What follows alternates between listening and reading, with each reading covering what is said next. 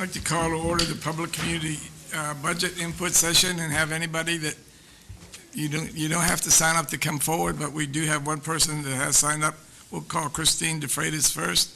Anybody that wishes to come forward and speak about the budget is free to do so at this time after she completes her speech. Thank you. Good evening, and thank you for your service.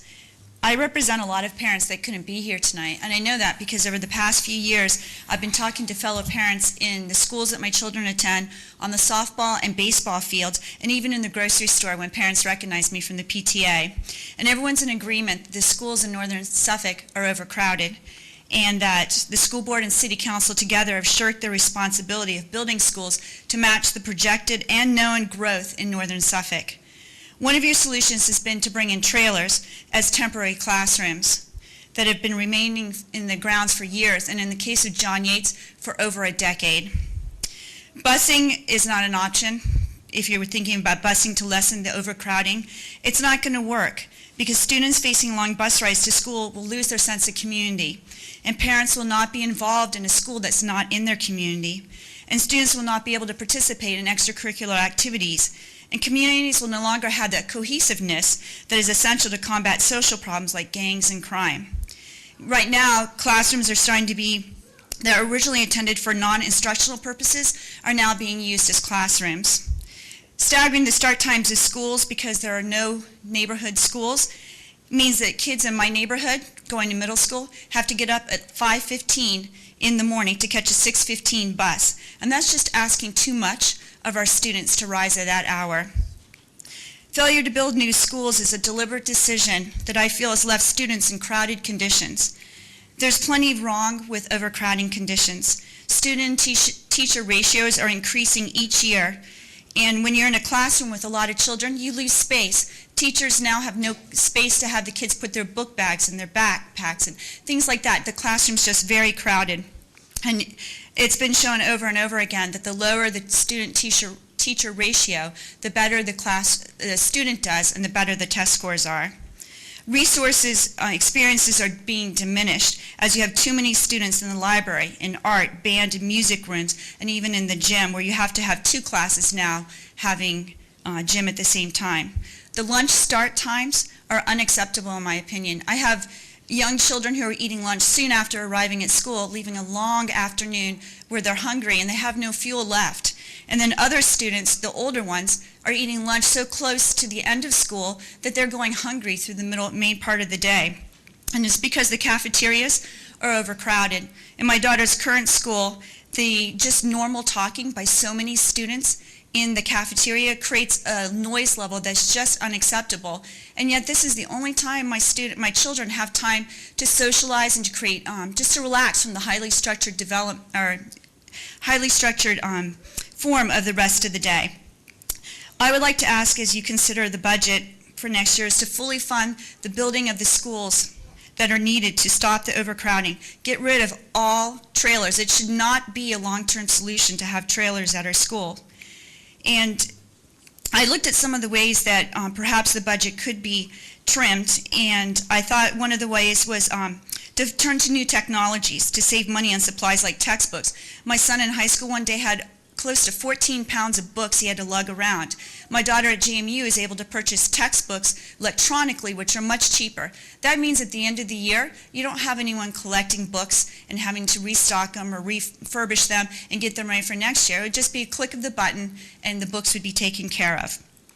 I noticed on the budget that there are travel expenses. I understand that Suffolk's a big city and traveling from one end to the other can take quite a bit of time.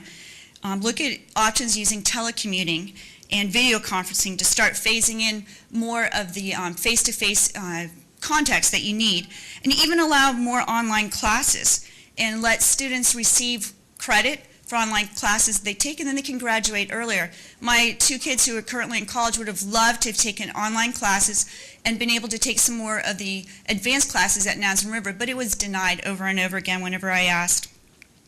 And I'd like to ask that you phase out even more of the paper, as you have done successfully with the calendar and with the student handbook. I still receive countless papers from the school every day notifying me something as simple as a lunch menu when I could easily get that online, or that there is a PTA meeting or that school's going to be closed early. My email is already in the system, and I would encourage you to look to technology to let parents know what's going on. I would also like to ask that you challenge each division to cut their spending rather than increase it each year. I found out when I was PTA president that a recycling dumpster costs less than a regular trash dumpster. I let everyone know, and yet nothing was done. And when I even called the Tidewater Regional Development for recycling, I asked, am I out of line? Is this really a feasible way to go? And they said that Suffolk is the only Suffolk Public Schools is the only school that is not currently using the recycling program. It saves money, and yet no one's looking at that. And when I tried to raise the point, it was brushed off. So I think that challenges like that in each division, to think outside the box, to look at new technologies, different way of doing things, and then we can save money on the budget and put those extra resources into building schools. I think we need to stop blaming the current overcrowding situation on the city council, because the city council is blaming you guys right back. And it's not getting us anywhere, just pointing fingers at everyone, saying that it's their fault that we can't get schools built. So I'd like to ask that in the budget that you consider that every child deserves to have a seat in a school that can offer them the dedicated spaces for their total education. Thank you. Very much for your comments. Any other members of the community here like to speak for the budget or with the budget in mind? Anybody else like to speak concerning budgetary items? If not, we're going to close the budget session and open the regular public meeting. Call the public meeting to order. Could Laura Tellerico come forward, please? Laura Tellerico, to give the Pledge of Allegiance.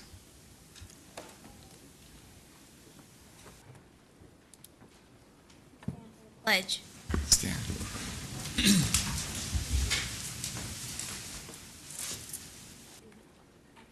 Allegiance to the flag of the United States of America and to the republic for which it stands, one nation, under God, indivisible, with liberty and justice for all.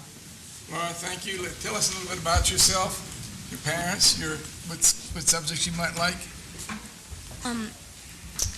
I like history a lot. I'm sorry? I like history. District, okay. What grade are you in, Laura? Fifth. Fifth? What are your favorite subjects?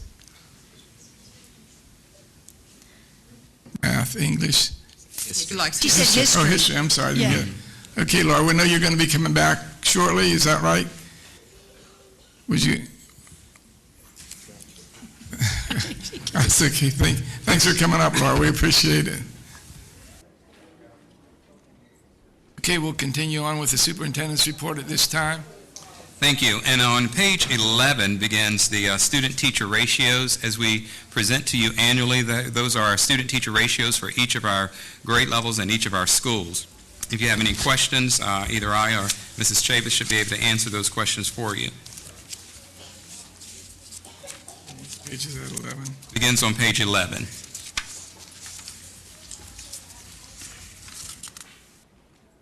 Question I would have, are we exceeding any of the state guidelines or limits in the student-teacher ratio?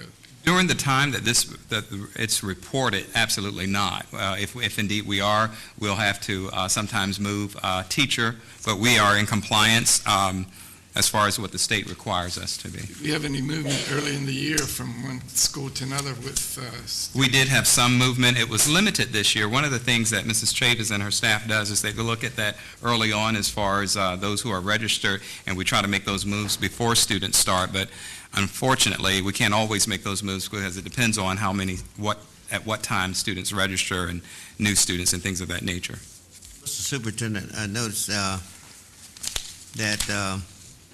the cap on 4th and 5th grade quite high, 35, 33, I think you have. Right. 33 cap. That's quite a number of students for one teacher. They give individualized attention to, but knowing the budget restraint we have had,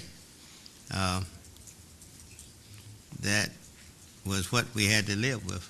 Yes. Am I correct? You are correct. The cap generally is 33, at 33 or 35 to 35. That's generally when we will try to do something about that. But you can see we do have some classrooms on 4th and 5th grade that are very close to that. I do know that class size reduction has been a focus of yours, but as you indicated, with budget restraints, that is a challenge.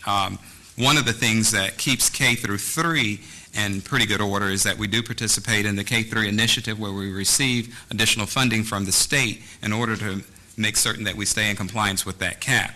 That 33 is pretty much a local cap because the state generally doesn't have a cap per se. In fact, it's actually higher, but we've tried to maintain at least no more than 33, and in most cases that it has been the case. But you're exactly right. 4th and 5th grade, 33 is a large amount of students for one teacher. Are they also that many students when those 5th graders have reading and math? Yes. Now, one of the things that we attempt to ask our teachers, or we do ask our teachers to do, and they do as well as they can as far as flexible grouping. In other words, group students based on their needs and based on their level at that particular time doing either math or reading, doing either guided reading or guided math. So some of that individualized instruction or differentiated instruction can occur then, but it is a challenge because as you're working with 8 students in that particular group, the challenge is making certain that you have students doing something as productive as you'd like for them to do when the teacher's not able to give them that direct instruction during that particular time. How many aides did we have several years ago that were beyond the K through 3 that helped us in Teacher assistants? teacher assistants? We had quite a few. You may recall we have eliminated several positions, and teacher assistants was a large group of those. I think it was roughly about 60 over the last 5 years, 60 teacher assistants. And generally they are assigned to different grade levels. No one has them for the entire day, but in some instances teachers may have had them in the past for 2 40-minute blocks, and I say 40-minute blocks because that's generally the length of a subject area. But in many cases, they're down to maybe having a teacher assistant, if fortunate enough, only 1 40-minute period during the day.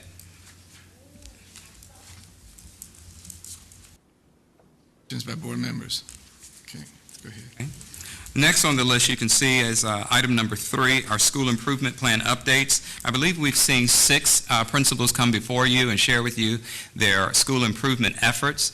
As we have said and a number of times, that it's all about continuous improvement. So regardless of where a school is, as far as their performance, the goal is to continuously improve. This evening, you can see we have Hill Point Elementary, Nasman Parkway Elementary, Forest Glen Middle School, and John F. Kennedy Middle School who will be presenting. Mrs. Chavis will begin their presentation and introduce the principal who will speak first. Ms. Chavis. Good evening. Good evening. Tonight, Dr. Lee will be our first presenter on his school improvement plan. What we would like for you to know about each of these 4 schools this week, they participated in the academic review in their buildings, and we had the state representative who participated in those reviews as well with these 4 schools because this is their first year that they've been in the 1 status, and that is an effort that the state has put in place to support districts to help improve their efforts. And so Dr. Lee will come forward first, followed by Ms. Bryant from Nesmond Parkway. And his presentation begins on page 27. Good afternoon, everyone. Good afternoon. Greetings, Dr. Dobransky, Dr. Whitney, members of the school board, and members of the community. Tonight, I will be reporting accreditation status, school scores, and identifying strategies for school and content-specific improvements that are in place for school this year.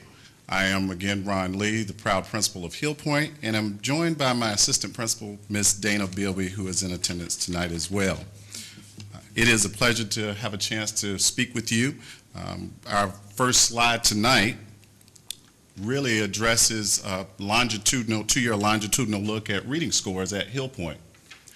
As you can see, the scores they had gone down, except 4th grade, where we did have a 6% growth in scores. At the bottom, you will see the combined 3-5 scores and the difference. We are accredited with warning just in that one area in reading. In the next slide, you'll see accreditation status for math. We are accredited there. And we have had some pretty significant growth over the years, particularly again in fourth grade where we saw a 12% increase in test scores. We did extremely well in math last year, and we're very proud of our teachers' efforts.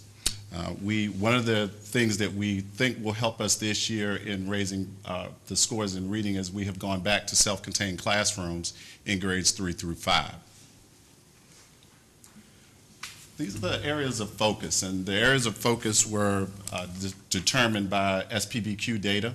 And in that data, we recognize that these are the areas where our students scored the lowest across grades 3 through 5. We have a data team that meets twice per month to look at strategies that will coincide with these particular areas of focus. Our leadership team meets also twice per month to make sure that those areas of focus the teachers are making sure that they're doing those things, that we're documenting and making sure that we're changing strategies if those areas of focus are not improving. Some of the areas that we are looking at in school improvement are professional development. Formative assessments is a main target for us this year, and we want to make sure that our teachers are familiar and are using formative assessments to drive our instructions. Formative assessments would be really like assessing a student while learning is in progress, different than waiting for a student to take a summative assessment after the fact. So we're looking at formative assessments to drive our instruction. We want to know what our students are going to be able to do before they take a summative assessment. Guided reading is something that we are targeting again, making sure that all of our new teachers understand what is expected in the guided reading process. Written, taught, and tested is new for most schools this year, and we want to make sure that we are aligned with the curriculum framework when our teachers are writing lesson plans. Foundations is a phonics and phonemic and spelling-based program that we are using to target Tier 2 and Tier 3 students. It is an intervention strategy that is mandatory in our building this year in grades K through 2. And also we're looking at goal setting for students with an IEP to make sure that those students that are most vulnerable have access to the general education curriculum. That is extremely important for raising test scores, not just with students with IEP, but with our GAP 2 students as well, because most of them are one and the same. When we look at best practices, one of the fun things we've been able to do this year is to acquire personal libraries for all of our Title I students. Every month, all Title I students get a book of their choice to take home, and it becomes their own personal library. We do realize that reading is not something that just takes place at school.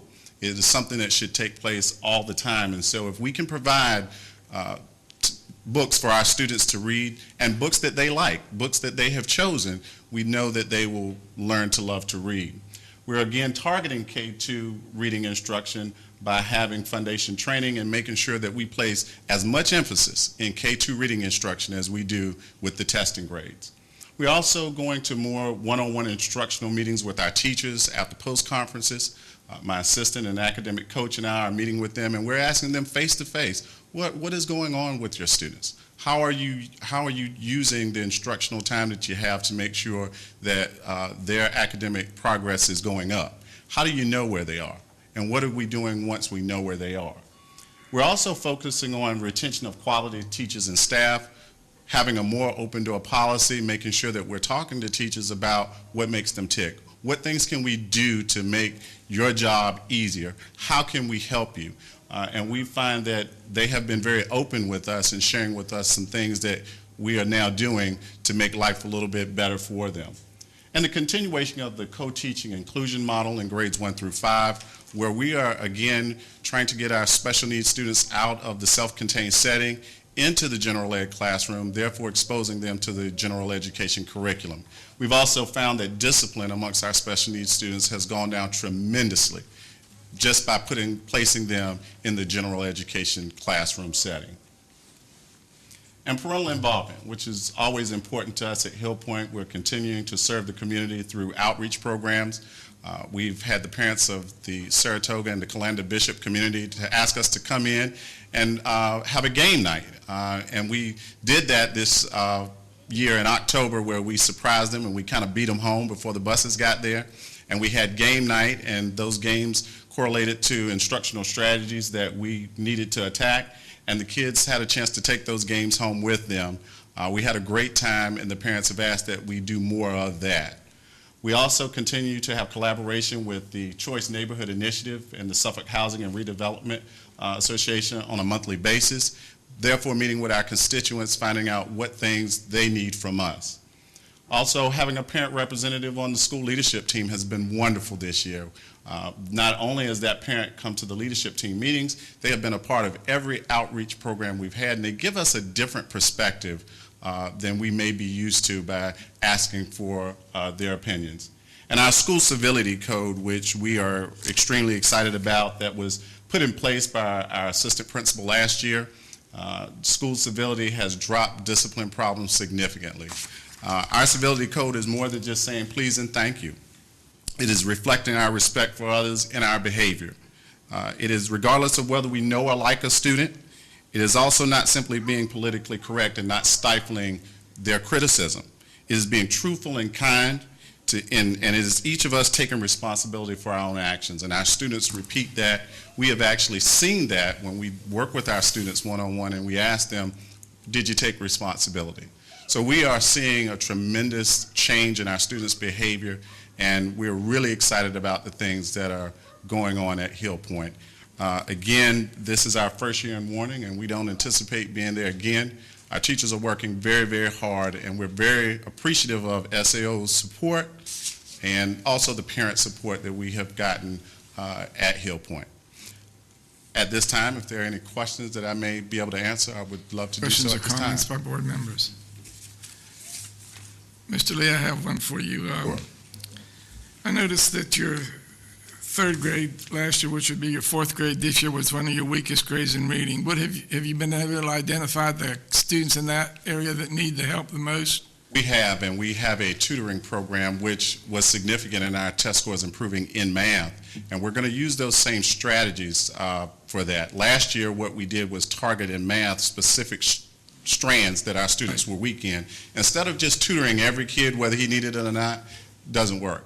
So we figured that out, and we know that we will do that again specifically with reading. Now, how about the second grade that's this year's third grade? What do they look like as far as the potential readers? Well, we think they have great potential. They're going to be a little bit stronger, we think, than the last year's group. But that is also why the focus goes back to K-2 instruction. I think it's really important for us to all understand, unfortunately, teachers in grades 3 through 5 tend to get most of the light shown on them. But it is important through K-2 as well. We really need to do a good job in K-2 so when they get to third grade, they're stronger students. And I think all of our teachers recognize that and are working really hard to make sure that happens. What kind of parent turnout did you have at your parent night at Bishop Colander? And what? We had a tremendous turnout. We served hamburgers and hot dogs, and we had a really good turnout. I think we had about 78 parents. You're going to go back again and again, correct? We absolutely will go I agree back. with you. Thank you, sir. We absolutely will. Any other comments by board members? No. Thank you, Dr. Lee. You've done a great job. We appreciate all your efforts. Thank you. Very much.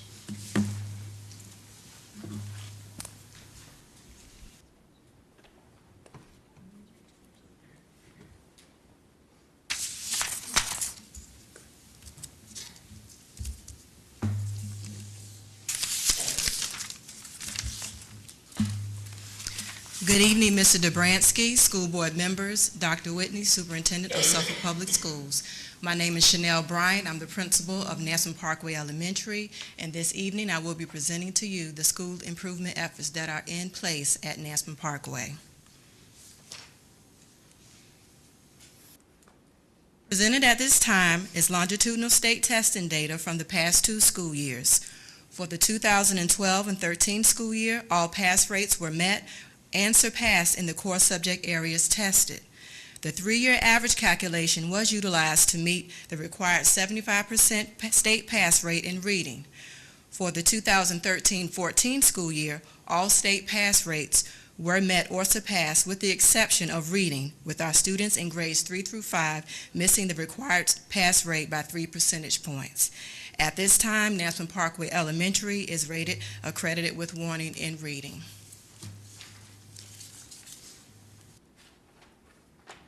At Nansemond Parkway Elementary, we have developed a multifaceted approach when it comes to the school improvement efforts we have put in place.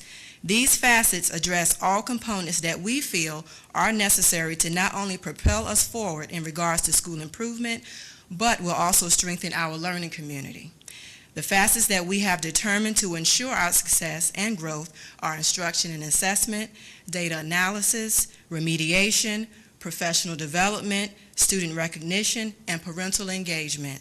My presentation tonight will reflect on the importance of each of these facets and how our learning community is utilizing them.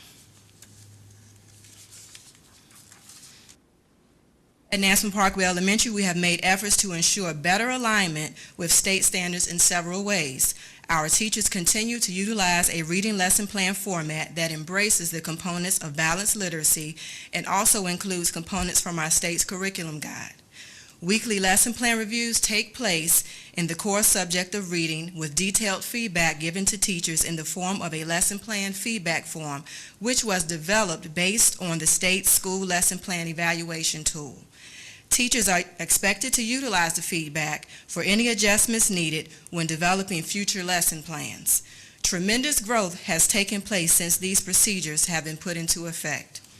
Common assessment binders continue to be maintained by each grade level to ensure that assessment utilized are aligned and contain rigor by following a designated rubric. This school year, students in grades 1 through 5 are administered common assessments in reading. The assessments are administered at the 3- and 6-week marks each grading period, and the skills included are determined by student data obtained from previous local assessments and other data points. Weaknesses and strengths are discussed and plans are made for next steps in instruction to prepare students for the local reading benchmark assessment. Classroom walkthroughs and observations are conducted by administration with focused feedback in the area of reading to ensure that alignment is taking place between lesson plans that have been developed and instruction. The analysis of local and formative assessment data takes place in grade level planning, leadership, and data team meetings, which allows us to look closely at the assessment data to determine specific needs of weakness. A quarterly response to intervention action plan is developed by our school's data team, leadership team, and grade level teachers to tier students based on data points such as local assessment data as well as PALS and MAP data. The purpose of the response to intervention plan is to provide early intervention in regards to weaknesses we see at that time in an effort to avoid academic failure. Grade level data notebooks are utilized to track data throughout the school year to determine trends in improvement or decline. Feedback is recorded in regards to instructional decisions that are made. The analysis of data is key in making sure we are properly addressing the needs of our students. At Nansemond Parkway, we have redesigned our in-school remediation program in reading, which will take place starting January 2015 through May 2015, targeting Tier 2 and Tier 3 students. 2 reading tutors who are also certified teachers will be utilized to give remediation to targeted students in grades 3 through 5, utilizing the SOL Reading Virginia Test Prep Practice Test Book. Reinforcement will also be given utilizing the 7-step reading strategy that has been introduced in grade level classrooms to assist below grade level readers with breaking down reading passages for better comprehension and success. Intervention is also given to students in grades K-3 based on data from PALS testing.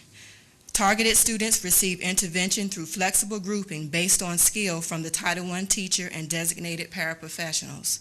Flexible grouping is also planned to take place in math during the second half of the school year to address weaknesses based on local assessment and MAP data. In the area of professional development, an in-house professional development plan is created yearly with sessions based on instructional needs specific to Nansemond Parkway Elementary. Sessions are determined by observations conducted by administration and the academic coach, as well as any areas that may be in need of refreshing when it comes to instructional strategies or resources. Teachers and paraprofessionals participate in sessions, with sessions for this school year being mainly targeted in reading.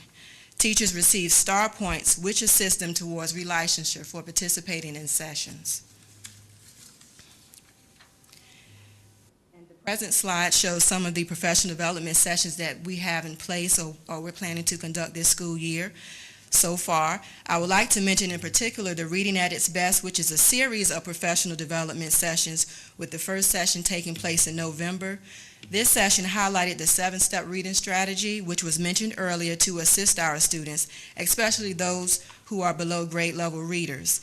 And some of the steps that are involved in the 7-step strategy are boxing the title of the passage and making predictions, numbering paragraphs, and reading questions for keywords before actually reading the passage. So we feel that these strategies will help our students who are below grade level so they won't get overwhelmed with the reading passages.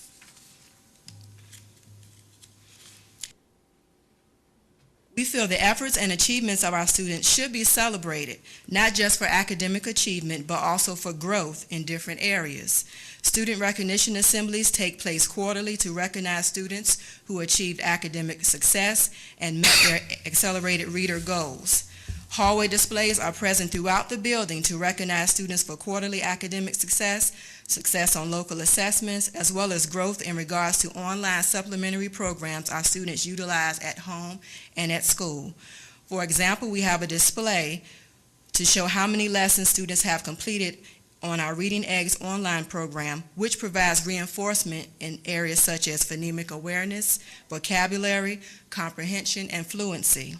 A hallway display is also present to recognize our students for the number of problems they have completed in our IXL online math program, which is also a supplementary program used at home and at school to strengthen math skills.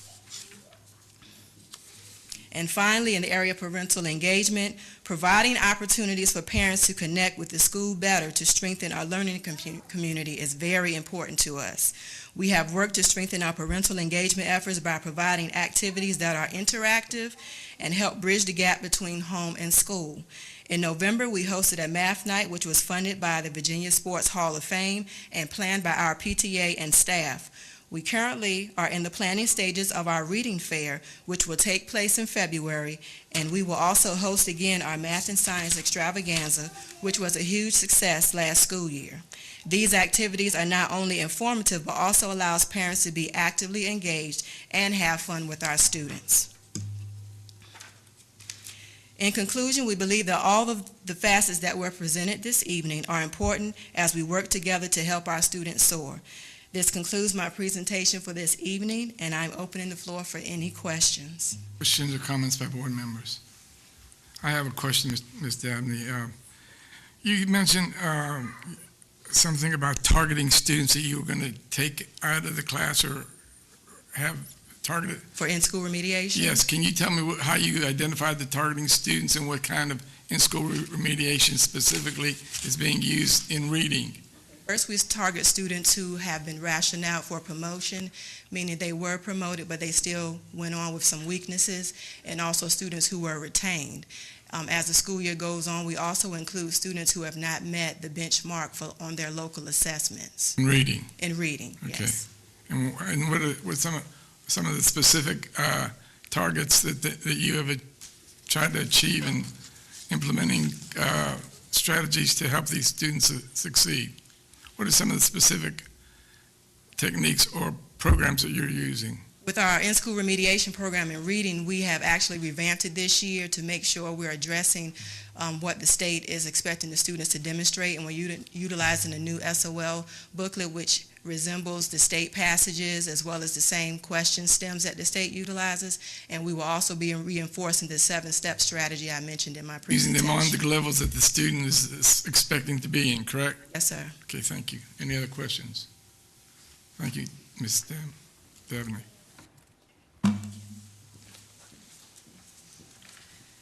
Our next two presenters will be two principals from our middle school. First will be Mr. Melvin Bradshaw from Forest Glen, followed by Mrs. Vivian Covington from John F. Kennedy.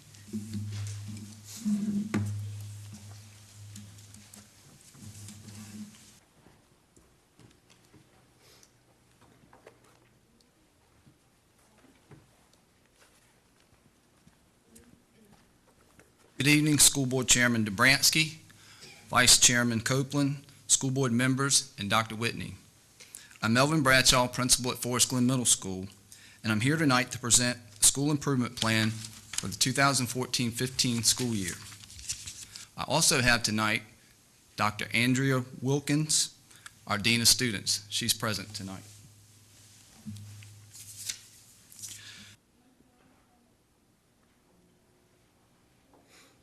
Based on the SOL data from the 2013-14 school year, we are accredited with warning in English.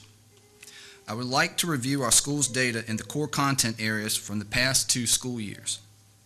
The data shows our SOL scores in the content areas of social studies, which represents History 6 and Civics 7, Science, which represents Grade 8 Science, Math, which represents Algebra 1, Pre-Algebra 8, Pre-Algebra 7, Math 7, and Math 6, and English, which represents Reading in Grades 6, 7, and 8, and Writing in Grade 8.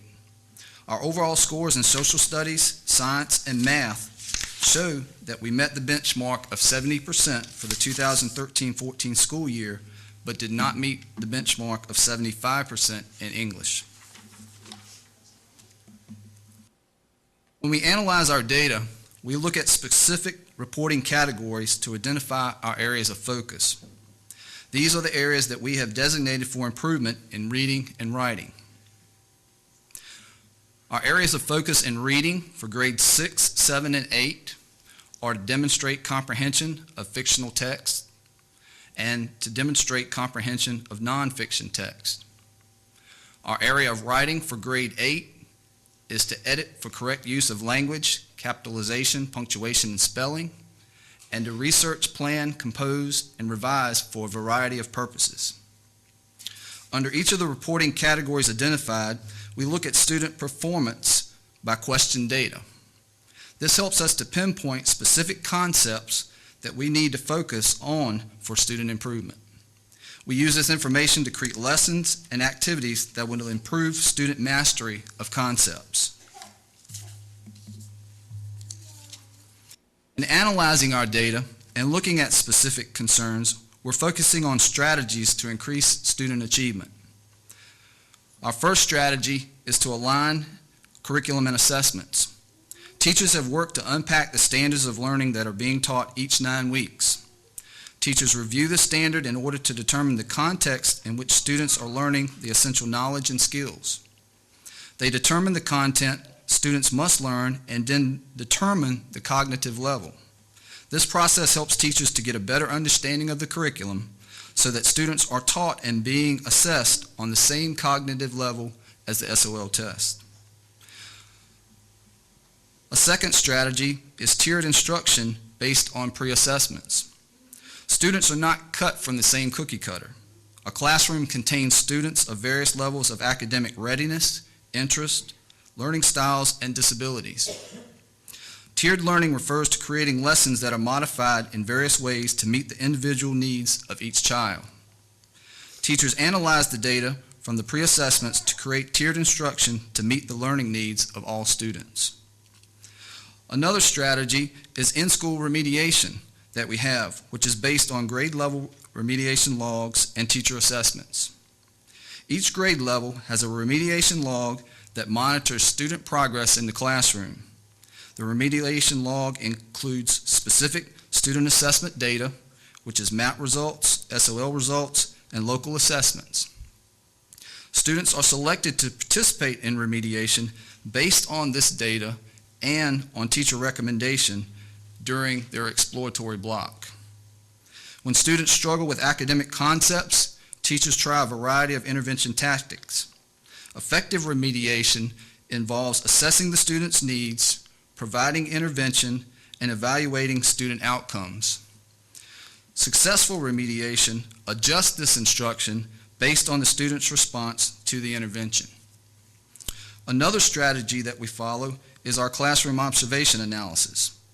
Administrators collect data and information by observing classrooms. This information is used as a tool to assist teachers in the areas of planning, technical skills, instructional skills, and classroom management so that teachers can provide the most effective teaching practices. In our last area of strategy from this list is the use of SOLO, which is our Suffolk Online Learning Objective, and ARM, which is our Assessment Results Monitor, data to address subgroups and areas of weaknesses. Teachers analyze the data in SOLO and ARM to identify areas of student concern. The data resources assist teachers in identifying specific SOL strands that need more focus and specific students that need intervention. Subgroups are also identified to assist teachers in monitoring proficiency gaps within the classroom.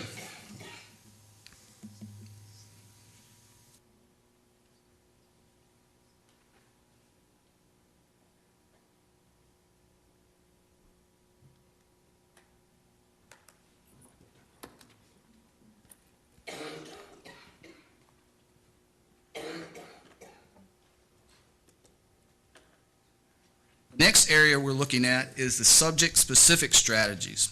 We talked about overall strategies, but this is our subject-specific strategies. For subject-specific strategies, we're looking at vertical English teams meeting to discuss strengths and weaknesses noted in assessments. Vertical team meetings are scheduled to bring all English teachers together, 6th, 7th, and 8th grade, together to analyze and discuss areas of concern throughout the school in English. Vertical team meetings for English are scheduled twice a month. Teachers use this time to compare data by grade level and look at specific areas of SOL strands that show concerns across all grade levels. They also use this time to discuss teaching techniques and strategies that have been successful in the classroom and share this information through demonstrations during their meetings. The vertical meetings also provide homework for our English teachers, as they have an assignment each meeting that they will complete and bring back to the next meeting that focuses on specific weaknesses identified in the assessment data. An example of an assignment would be a nonfiction article that is provided to teachers. Each teacher will provide 2 technology-enhanced items to be compiled into a workable document that all teachers can use. Our next subject-specific strategy is improving student engagement. When talking about student engagement, teachers focus on creating lessons that are designed specifically to require students to stay attentive, interested, and active. Classroom activities are designed to encourage all students to think and participate regardless of learning ability. Students are engaged through guided practice, movement in the classroom, meeting for work, and having fun with the activities they participate in. An example of this would be individual projects based on classroom novels. The projects allowed students to express their individual understanding of the elements of fiction contained in the novel. The students were responsible for presenting their projects to their peers and other adults. I was present in a classroom that did that. The Sign of the Beaver was the novel that they read, and students in each of in that class brought a shoebox with a display inside the shoebox of all the different things that they experienced in reading that novel. Some had feathers, some had canoe boats, some had log cabins, different things like that. So the students had to explain what they learned in that novel based on the items that they collected in that shoebox. And then the students in the class actually evaluated them on their presentations. The final specific strategy is focusing on a variety of English instructional strategies that prove successful. Teachers have designed daily warm-ups, or sometimes we call them bell ringers, as a cumulative review each day to assess a student's knowledge of previously taught material. Teachers use SOLO data, SPBQ data, which is the student performance by question data, and teacher-made assessments to determine the areas of weakness for upcoming bell ringers. They incorporate TEI items on assessments regularly to give students experience and strategies in answering that format of questioning. Students are given a quote of the week that they write in a journal as reflection and as practice for writing. Writing across all classrooms, that means all content areas, including PE and exploratory, provides students with an opportunity to practice their writing skills. Rubrics are being implemented throughout all content areas to assess these writings. Teachers use newspaper articles and other selected reading passages to help students identify the who, what, when, where, and why of reading. Teachers also use video clips on specific subjects that relate to real life as writing prompts. They use compare and contrast consistently in class and demonstrate specific strategies in the use of this concept. Sequential order is emphasized with students and is demonstrated in practice through individual and group activities. Students also use scholastic nonfiction articles to teach external text structures. For example, students would examine the pictures, charts, graphs, and timelines to help them understand the data contained in external text structures. In conclusion, the faculty and staff at Forest Glen Middle School are committed to creating an environment of learning that will assist our students and our schools in becoming fully accredited. At this time, are there any questions that I may answer for you? Board members. I want Mr. Bradshaw. I noticed that your English score was 1% under the state required guideline set for passing. Is that correct? Well, it's 75% is what we're supposed to meet. We were 66% in 2012, 2013, and we dropped 1 percentage point last year in 2013-14. Was that in English only, or would that be considered 8th grade or 6th, 7th, and 8th? Yeah, it would be reading 6th, 7th, and 8th, and writing grade 8. That's all combined in that same English. It is. So were you able to disaggregate the different students and find out where they might be, where you might attack them in helping them improve? Yes, sir, and that's part of this remediation log that we set up. We've got all of those scores and the areas that we're focusing on with those students, and as we do our remediation with them, and the teachers also use them not only for remediation out, during the day, but also during their classroom times, they can use that data to look at the areas that they can focus on and help those students. Anybody else? Last year you used the 3-year average. Yes, ma'am, we To did. pass. Yes, ma'am. Last year, we used a 3-year average. I believe it was 81 overall last year with our 3-year average. And this year, it was 72. Yes, ma'am. Thank you.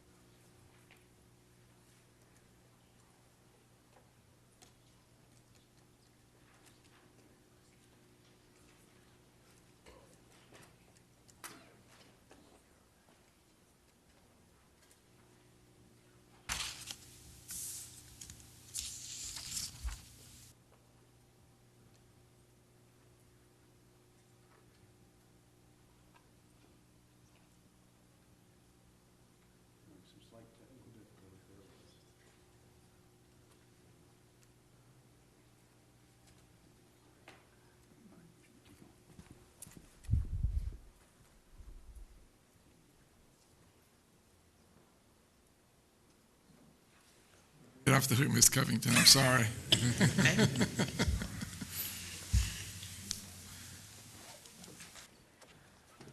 While we're waiting, I wish share at the end of each of these school improvement plans are posted on each school's website. So for the community or for our teachers or parents to know that and see the efforts that are being made by each school, they can log onto the website.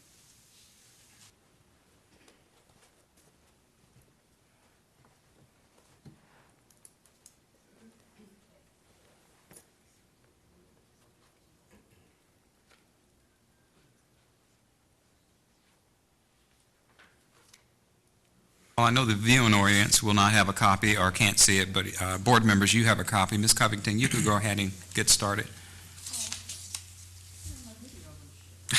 Well, that's right. Hopefully we'll be able to get that. That's right. She has a video clip in hers. Oh, we need to see that video clip then, yeah. Okay. Hey, good evening, Dr. Dobransky, Mr. Copeland, school board members, and Dr. Whitney. I am Vivian Covington, the principal of John F. Kennedy Middle School, home of the Wolverines. Tonight, I'm here to present John F. Kennedy's School Improvement Plan. If you look on page 40, we can start there. John F. Kennedy Middle School is accredited with warning in English. The school has met the accreditation benchmarks in the areas of mathematics, history, and science. Currently, John F. Kennedy Middle School is focusing on improvement in the 3 reporting categories in reading 6, 7, and 8, and in the 2 reporting categories in writing 8. Covington, can you tell us what area specifically had the highest problematic rate in grades 6, 7th, and 8th in English or reading? Do you know? What did you ask me? I'm asking you, what grade was the highest or lowest performing? Believe it or not, they were all about the same. About the same, And okay. so, yes. Okay, thank you.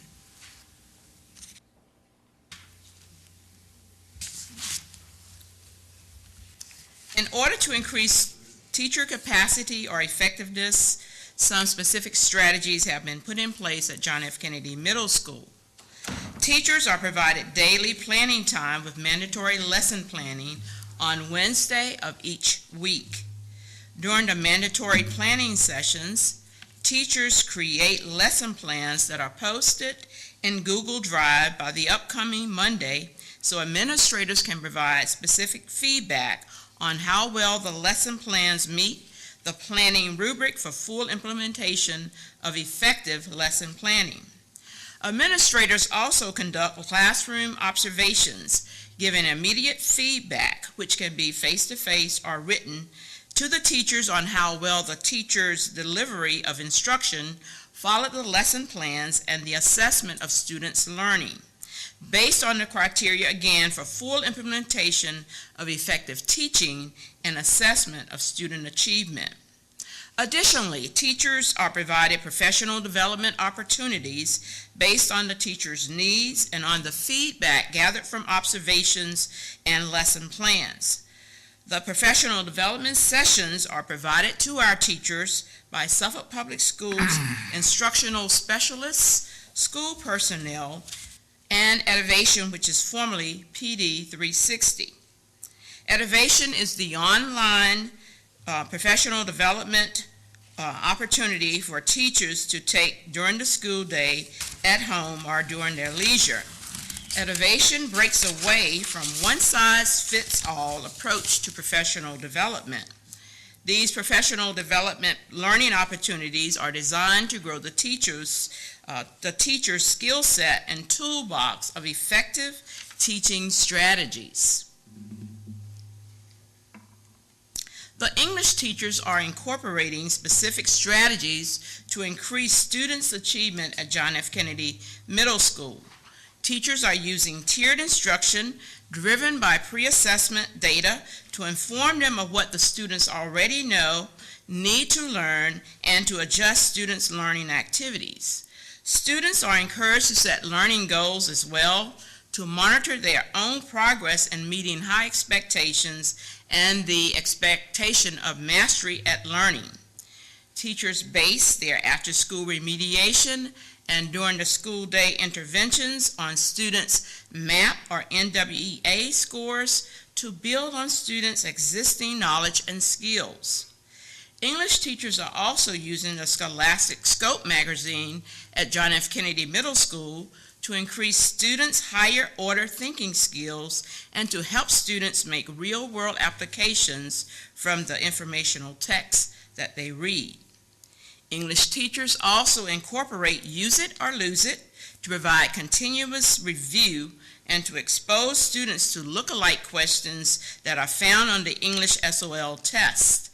Many of those look-alike questions provide students with practice on technology-enhanced items such as drop and drag, or drag and drop, or the selection of 2 or more answers that are placed in another area of the test or bay on the test, as well as using hotspots or using multiple choice type questions that require the students to select more than one correct answer.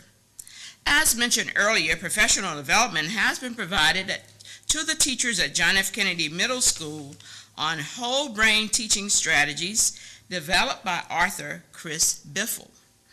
During a visit to our school in September, Mrs. Lorraine Skeeter was able to observe many of the whole brain teaching strategies in action in several of our English classrooms. At this time, I would like to share with you a clip from one of our English classrooms this evening.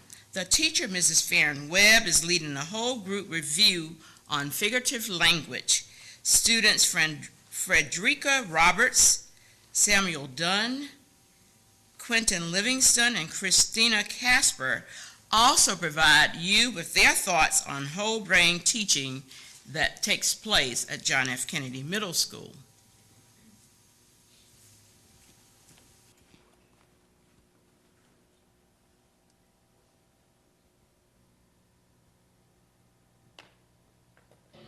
So let's go ahead and review quickly the figurative language and the few poetic devices that we've already learned. Okay? Mirror words. Mirror words. And hyperbole. Hyperbole. Is an extreme exaggeration. Is an extreme exaggeration. A hyperbole. Hyperbole. Is an extreme exaggeration. Is an extreme exaggeration. Hands off. Hands off. When I say teach, I want you to turn to your partner or your shoe, and I want you to teach about hyperbole. Teach. Okay.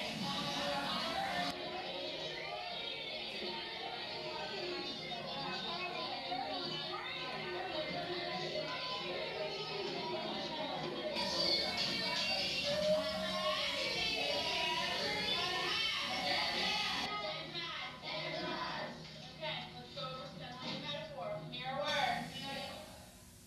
I think whole brain is good because when the teacher is teaching us, everybody listens and participates instead of just sitting and not really paying attention to what the teacher's saying.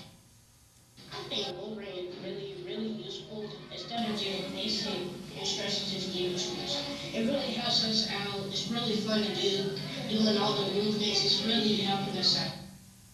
Yeah, it helped me improve from last year, because last year I used to get bored and I used to play with me on this, but this year I'm really interested in it. When we do mirror words, we remember the things the teacher says, so it gets stuck in our head and we will know when it comes test time. This concludes my presentation. Are there any questions? Questions by board members? Can you explain the major issues with whole brain that are unlike the regular teaching? Well, whole process? brain, the kids like it and the teachers do too, because not only is the teacher presenting information, but it gives the student an opportunity to practice that information with their classmates, as well as they use movement, and it engages their whole brain, and so they're more inclined to remember the instruction that has been delivered It's to also them. a physical attempt to, not just a verbal attempt, but a physical attempt. Is that correct? Exactly, Yeah. exactly. Is your whole school engaged in that, or? Not the whole school, but there were several teachers that took a hold of it and ran with it, and so when you guys come out to visit, you can see that in action. Covington? I'd like to say I do know some principals in the past who would not appreciate a classroom that was making some noise and doing things, but it's a good way for them to learn because it addresses different learning styles. They are to be commended. Thank you.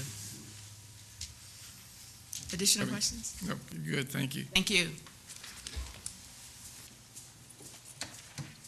And last, as far as the superintendent's report is concerned, we have on page 43 our calendar of special events. Perhaps the most significant thing coming up next is winter break. It begins on December 19th with an early dismissal, and school will reopen on January 5th.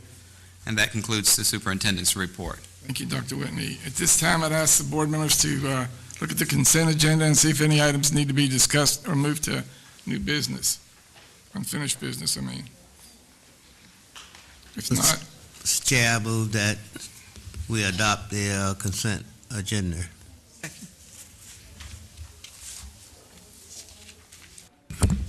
Board members will please vote.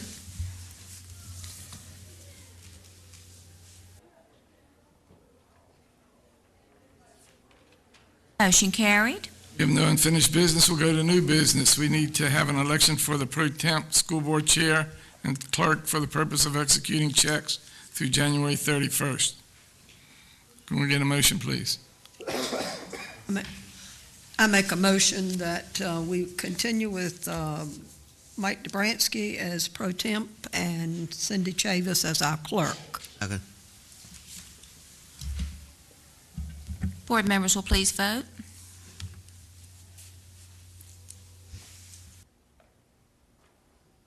Motion carried. Scheduling of 2015 school board organizational meeting for 4:30 Thursday, January 11th.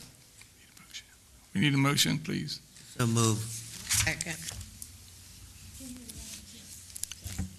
If board members will please vote.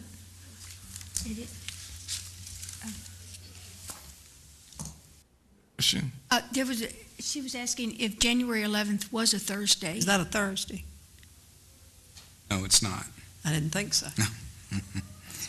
I think it should be the 8th, actually. Yes, That's the yes, second. Is it the 8th? Is it the 8th? Is the 8th the second Eighth. Thursday? Okay. I move for, I still move for that, January the 8th. 8th, Yeah, Okay. yeah, that's a change there. Second. Board January- members will please vote on holding the organizational meeting on the same day as the regular January meeting of January the 8th, 2015.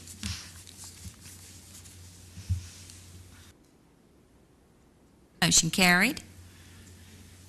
Resolution 14-15-19, approving terms and conditions of a memorandum of understanding between the Suffolk Public School District and communities of schools of Hampton Roads. Do we need a discussion on that? Is that the one we? Yes, this is the presentation that you had during your work session as far as communities and schools of Hampton Roads and Suffolk Public Schools. We have 3 schools that we would be partnering with, would hope to partner with, beginning with Elephants Fork, Booker T. Washington, and Mac Ben.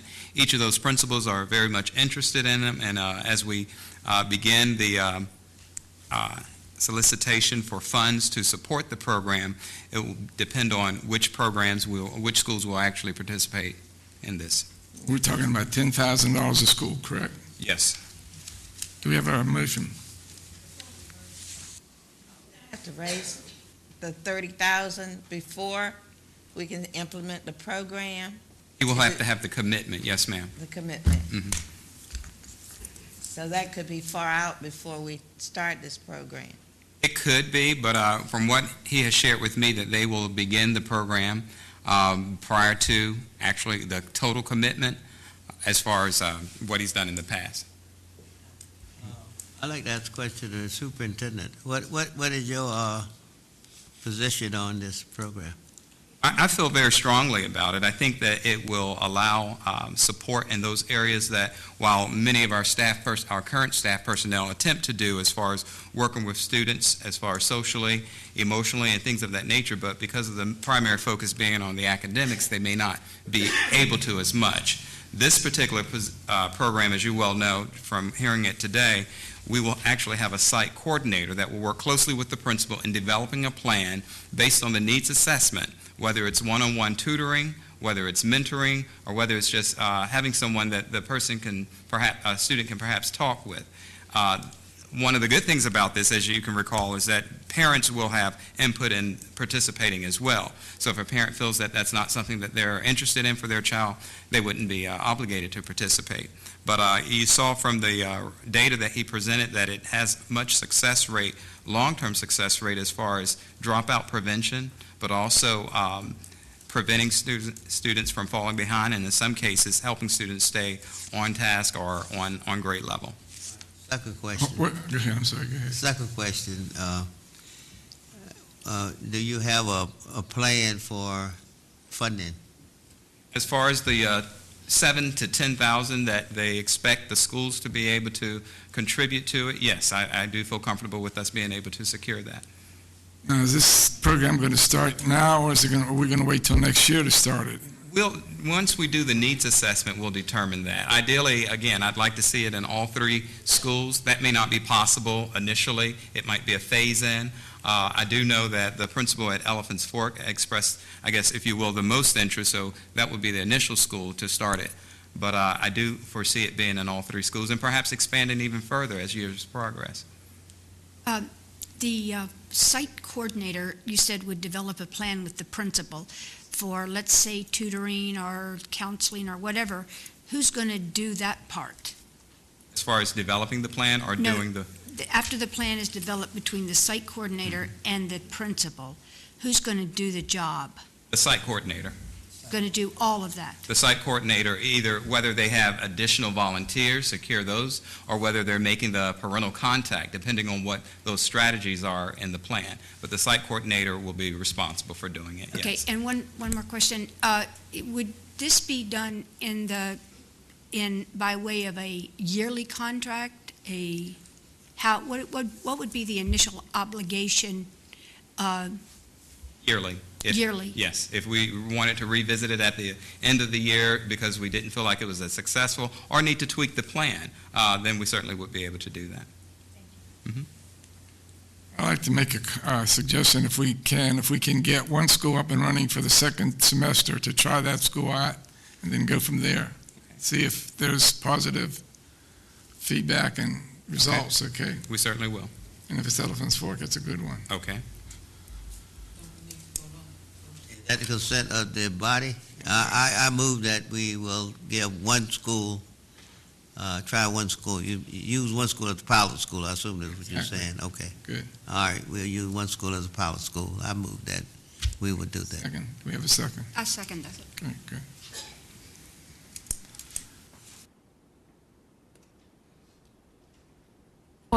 Board members will please vote. Motion carried. We have a resolution to approve the concept of public funding by our State Department of Education and state government. It's Resolution 1415-20. We have a motion for that.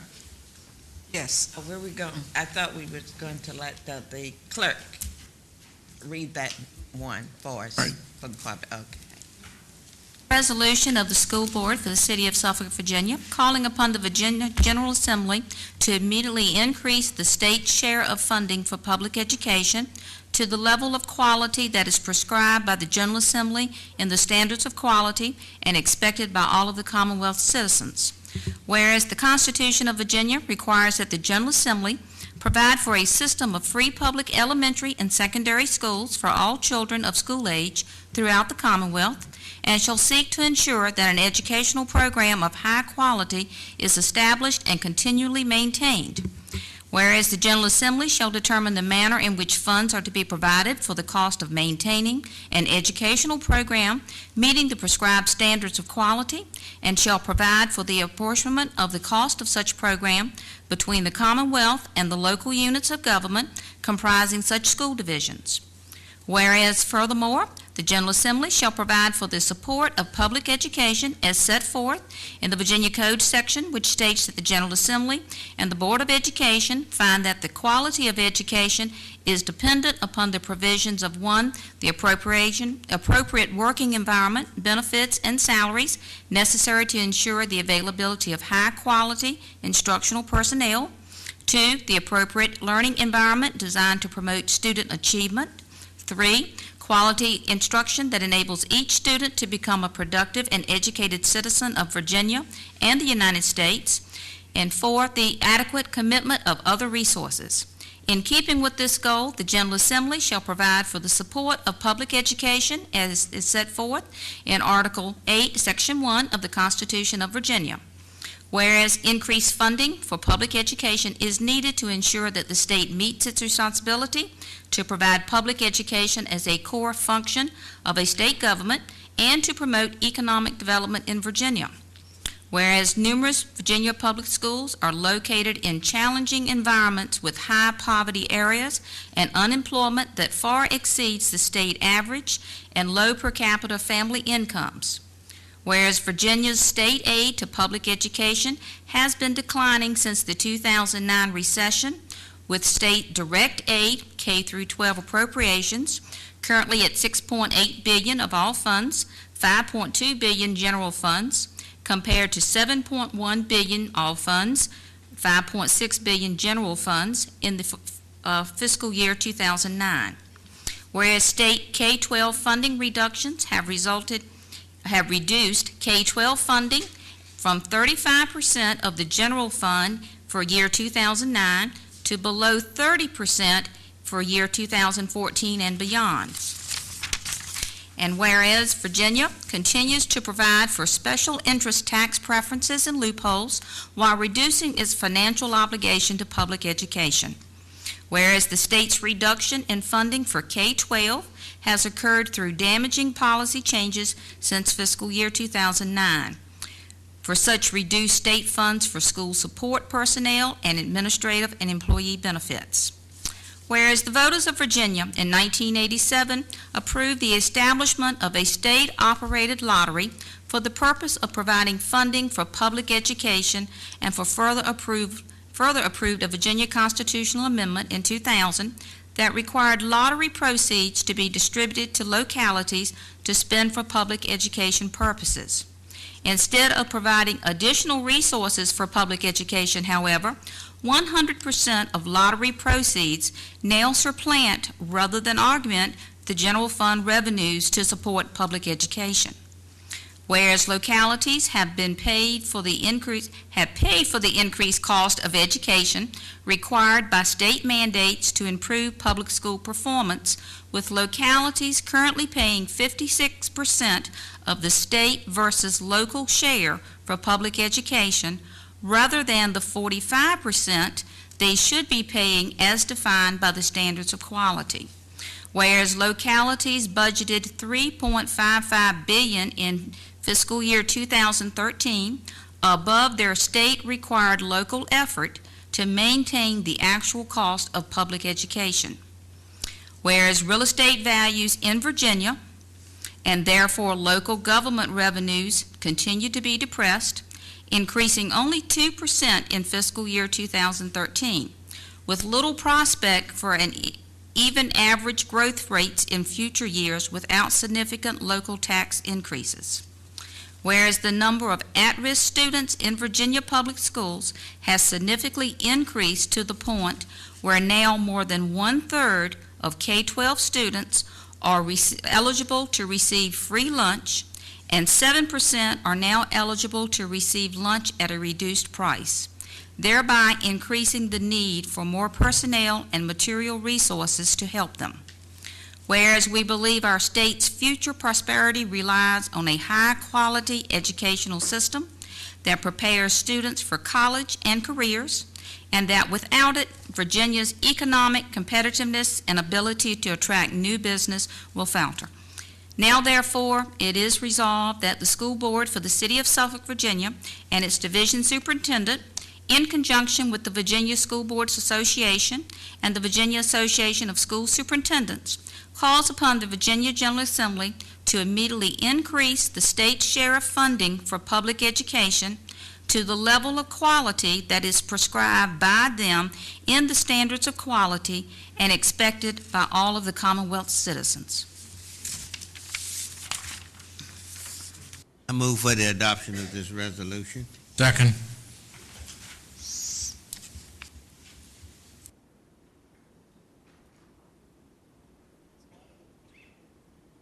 Board members will please vote.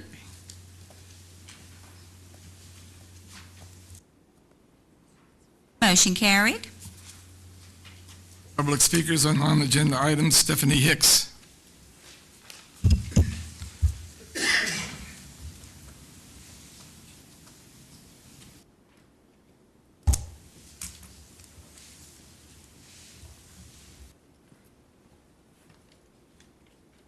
Good evening, Dr. Whitney, Chairman Dobransky, board members. My name is Stephanie Hicks. I'm a Spanish teacher at Kings Fork High School, and I'm also the Education Association representative for my school. I come here tonight to speak to you concerning items that resound with me, as well as other teachers and other members. I have more than one item to bring up, but ultimately it all interrelates. I will try to be brief and succinct about them. The first item is something that apparently has been a hot topic lately here, but one that has been intruding on our instruction for way too long now: testing. Too much is going on. When can we teach? Remediate. As far as SOLs, we need to question, why are there so many retests that have to occur? Further intruding on our instruction time. Could it be due to not enough time to instruct, not enough time to remediate? That we as a district have not fostered an environment that views knowledge attained versus simply grades as important? Have we forgotten that we are trying to prepare our students for success in the world outside of the public education environment? A world that requires attention to detail, timeliness, personal responsibility, critical thinking skills. Are we utilizing alternative testing for some of our students? For example, VSEP. Could this result in less testing and more time in the classroom? I'm obviously not only talking about SOLs. I've seen the sheet outlining how much testing is supposedly going on. It's misleading. There are still further testing that teachers are required to use and give, that are not included on that sheet. For example, English classes. They have the MAP testing, which I still can't believe that we're wasting our money on that still. Benchmark exams, essays, which take time.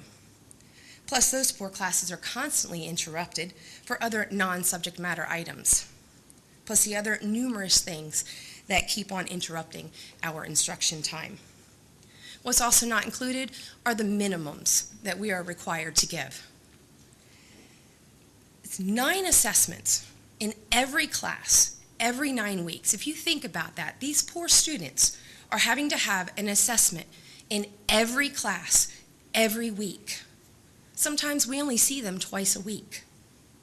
We feel as though we're shoving the information down their throat, saying, I'm sorry, I have to assess you now. Oh no, I don't have time to remediate you. I have to move on. Yes, I understand there are various ways to assess, but they all take time, which we don't have. The last item still moves on with this is time, teacher morale, and exhaustion. This has been a topic for a while now, but what are we going to do to change it? I personally would like to have more time to work one-on-one with my students who need it. I'm so mentally exhausted by the time I leave school that I'm basically worthless for the rest of the night. I hardly have enough time to properly take care of myself. Why is it not important that your teachers have time and strength to spend quality time with their own families? We continue to see a high exodus of highly qualified teachers. They're leaving for better opportunities, health reasons, family reasons. Our school alone has seen at least 3 or 4 people leave already this school year for better opportunities. We've had 1 or 2 that have left for other reasons. There are numerous others who are currently actively looking for better opportunities. I've actually had someone come up to me and say, how have you lasted 10 years? I've only been here a couple and I'm having a hard time. They have had experience elsewhere. That needs to ring out to us.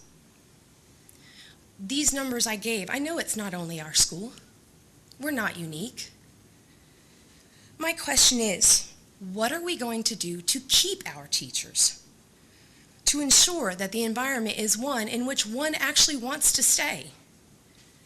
When is enough going to be enough? When are we going to work on the morale and well-being of our staff? A happy and healthy staff is a highly productive staff. A beaten down, exhausted, dejected staff is not. Thank you very much. Thank you. Any other members of the audience have something to say?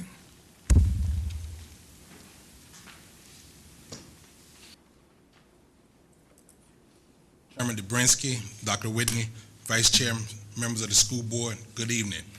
My name is Wendell Foster. I'm president of the Education Association, and I waited, a little later to do my budget request because I wanted to support my colleagues, Stephanie, first. Thank you for allowing me to bring to you the request of our members, the salary and benefits plan for the upcoming budget year. As you know, as Stephanie mentioned, we have a number of teachers and staff that have left the district in the past 2 years because of the lack of salary increases. So I'm here tonight to request that you put in at least a 6% salary adjustment to include at least one step of advancement on the scale. Years of stagnation have created a salary scale that does very little to acknowledge and to reward experiences. Years of stagnation has become, again, little knowledge or reward of experiences. This is constantly the biggest concern of our members expressed, and this should be one of our #1 priorities is teacher salaries. We also request that the division absorb any increase in insurance costs. When you pass minimum raises or bonuses have been received, they have swallowed up by increased premiums and or increased co-payments and deductibles. They ultimately meant less take-home pay for our employees. We ask that you increase from $35 to $40, from $35 to $40 the payout of unused sick leave for retiring employees. While that's not a lot of money, it is an incentive for those nearing retirement to continue to be in the classroom every day. It is a cost saving to the division as the payout is much less than the cost of a substitute. It is ultimately a benefit to the student. These are requests with financial consequences, but I have a couple of more that does not have a cost attached, but have great values to your employees. You have heard some of these in the past months as teachers have come to you expressing frustration and concerns for what's being required of them and their students. You have been told more than once by central office staff that teachers are testing less and teaching more. While it is a nice phrase, it's really a misnomer. Suffolk requires a specific number of tests be included in every grade every 9 weeks. For SOL test grades and subjects, the classroom teacher includes those benchmark tests developed by the division to meet that requirement, but the required number of tests hasn't changed. With less tests prepared by central office staff and teachers, now the classroom teacher is developing tests in part to meet the number of tests required. So the students are still tested as much as before. It's just shifting the responsibility of who's developing the test that has changed. And then there's the issue of lesson plans. The level of details that's being required of teachers is a huge burden. We have members who have handed in plans with 35 to 40 pages every week. They are writing and rewriting plans to the detriment of their teaching, grading, their health, and their families. The Virginia Department of Education does not require this level of detail.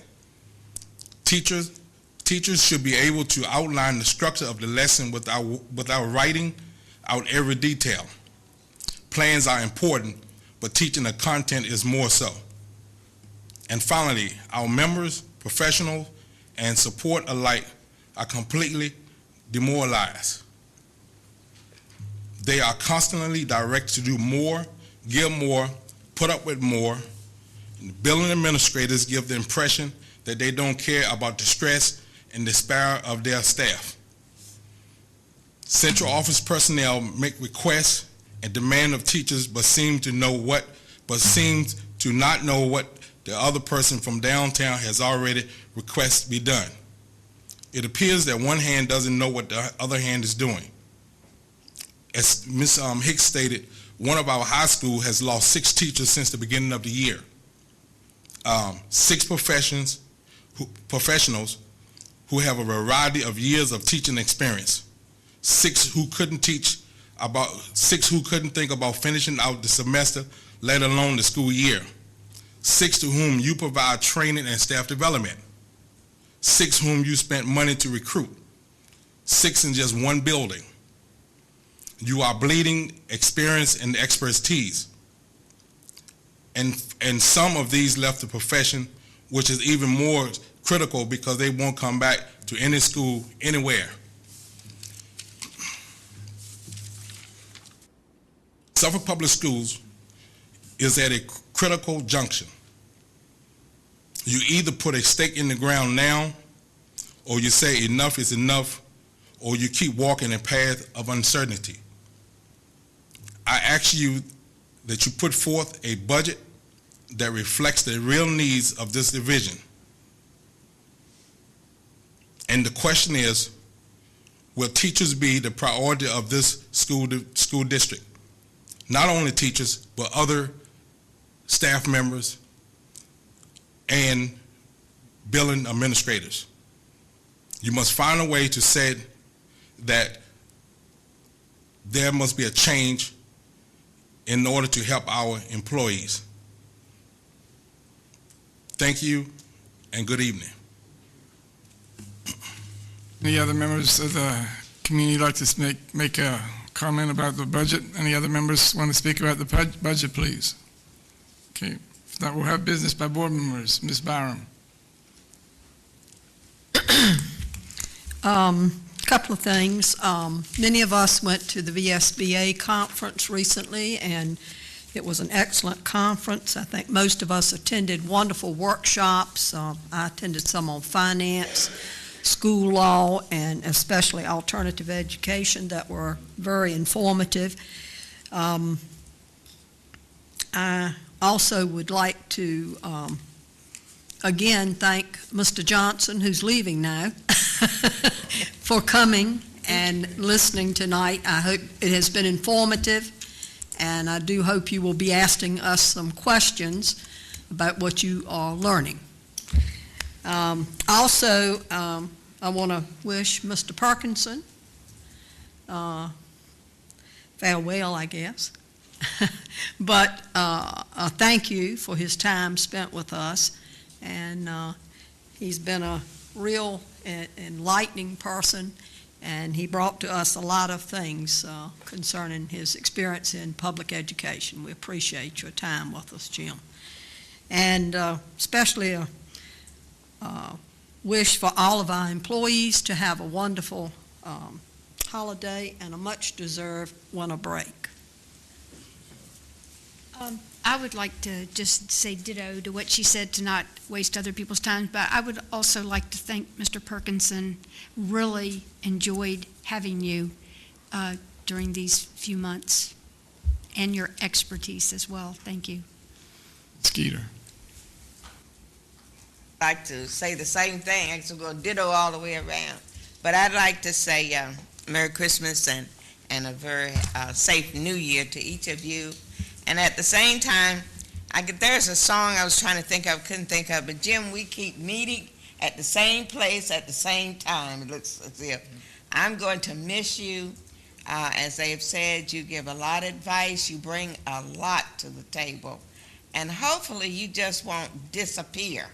You will either call us or come visit us with your ideas as you work now in higher ed, giving us information that will help us with our students. And remember, we love you, Jim. Thank you. Perkinson. Well, I'd like to thank all of you for giving me the opportunity to work with y'all. It's really been a pleasure. And also, it's been an honor to serve the citizens of Suffolk again in this position. I don't intend on disappearing completely. I've been involved in a number of committees that are associated with the school system, and will continue to do so.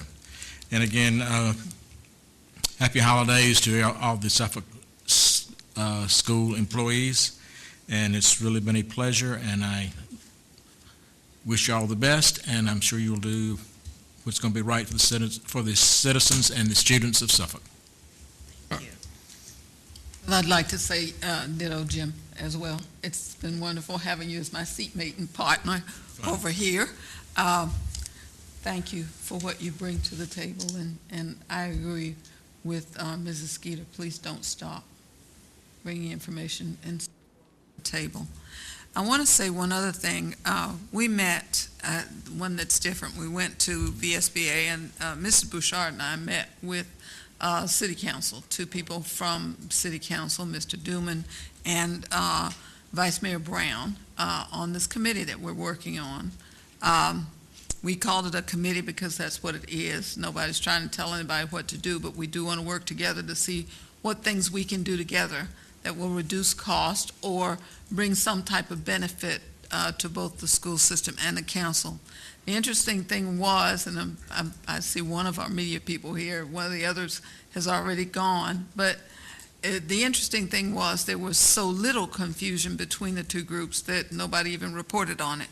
But that's the good news. That's the good news, and we look forward to working with the council to get the things that we need for the school system. There's one question I have, because I want to make this known. We have not stopped asking for support, help, and new schools, not since I've been here in the past 2 years in the northern section of the city, which I represent. Could you tell me when we first started to ask for middle school there? Well before my tenure as superintendent, and this is my 5th year, so. So it's not. I was on the board. You were on the board. Oh, 19. Long time ago. I just wanted to eliminate any confusion. That's been something that we have constantly asked for, and we can't do it alone. We have to have the council's support in doing that. And we're looking forward to working with the council to get that done. So, thank you. All right, thank you, Mr. Chair. I attended the concert at Forest Glen, I think it was Tuesday night. Yeah, Tuesday night. And it was nice. It's sixth graders. It was a great difference between the playing of the sixth graders and the seventh and eighth graders. But they had about 19 sixth graders there, and I think they had about 12 seventh and eighth graders. Also, I'd like to thank the opportunity for serving with Jim. He has been inspirational to me. In fact, he was on the board when I arrived. And Jim, I appreciate serving with you. I really do. It's been a pleasure. Thank you. And so with that, I'd like to say Merry Christmas and Happy New Year to all of you, and have a good rest and a fine time. I know you're worn out, and from what I'm hearing, teachers need a break. So I hope you get one. Thank you. Mr. Copeland, I'd like to thank Mr. Perkinson, too, for his efforts in helping us stay on track and his expertise in community college information and guidance there. Thank you, Mr. Perkinson, for all you've done here. I'd like to recognize that Nassau River and Kings Fork both are having their winter play, and I would encourage anybody who'd like to see good thespian activity to go and participate. My wife and I are going to go to see one of them on Friday night if we can, and I would encourage other people to do so. These are good quality activities that your school system is putting on for you. As you could see by the course that was here today, they did an outstanding job. I'd like for the superintendent to look into the situation with the testing again, if you would.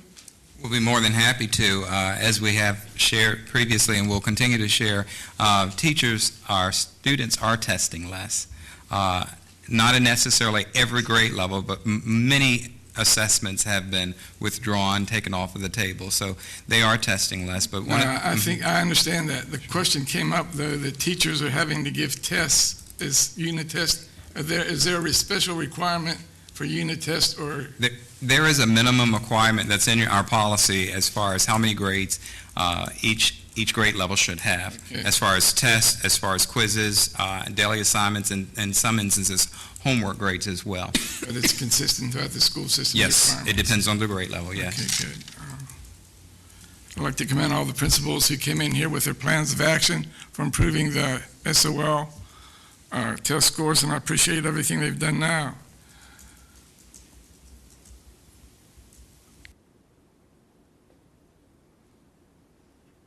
With that, I'm going to have to say I don't have any more information. Okay. Oh. Go ahead and ask for personnel report, yeah. Mr. Chair, I move that we adopt the personnel report. Second.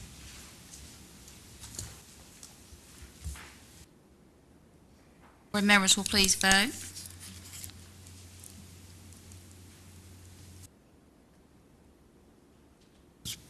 Motion carried. Mr. Chair, I move that we adopt the pupil personnel report. Second. Board members will please vote.